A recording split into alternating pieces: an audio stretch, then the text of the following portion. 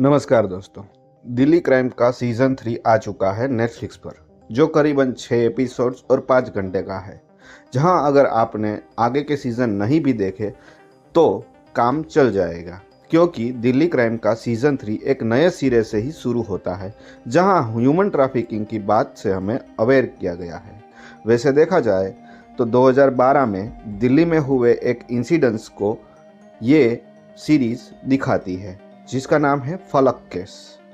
कैसे एक छोटी सी बच्ची दिल्ली के एक बड़े अस्पताल एम्स में मिलती है और उसका क्या नाता है गर्ल्स तस्करी से, इसी बात पर वेब सीरीज बात कर रही है। अब एक लाइन में बोलना हो तो ये सीज़न मुझे ठीक ठाक लगा और बहुत ग्राउंडेड भी, जहाँ कई इमोशन है जो हम पे असर नहीं करते और सीज़न फीका लगने लगता है। बाकी चलिए थोड़ी विस्तार में बात करते हैं दिल्ली क्राइम सीजन 3 के बारे में।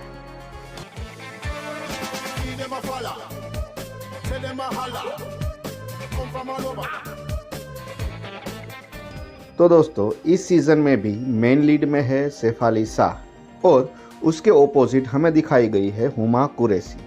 अब विथ स्पॉइलर थोड़ी बात करें तो कहानी शुरू होती है एम हॉस्पिटल से, जहां एक माइनर लड़की एक बच्ची को छोड़कर जाती है। वहीं सैफ अली शाह आसाम में कहीं पनिशमेंट ड्यूटी कर रही होती है और उसी दौरान सैफ अली को लड़कियों का भरा हुआ ट्रक मिलता है और वो वहां से इन्वेस्टिगेशन करना शुरू कर देती है, जहां दिल्ली पुलिस यहां हमें वो जो लड़की एम्स हॉस्पिटल में छोड़ के गई थी छोटी बच्ची, उस पर इन्वेस्टिगेशन करती दिख रही है। दूसरी तरफ हुमा कुरैशी और उसकी टीम के लोग लड़कियों की तस्करी करने का झोंक करते हैं और आउट ऑफ इंडिया उस लड़कियों को बेच देती है।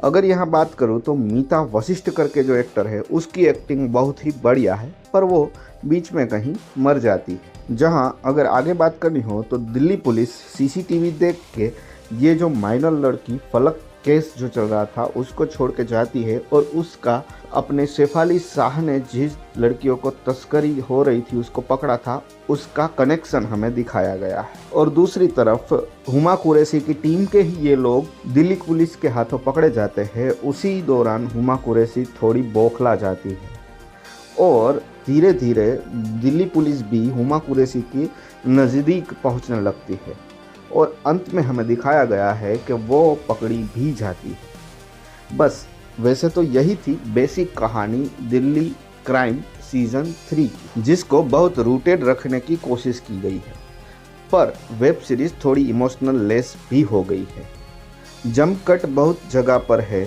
जो वेब सीरीज को ठीक से समझने में मुश्किल भी करते हैं, जहां पुलिस अपनी सहूलियत से कहीं भी आ जा सकती है और कोई भी नॉर्म्स और टेंशन बिना सोचे तोड़ सकती है।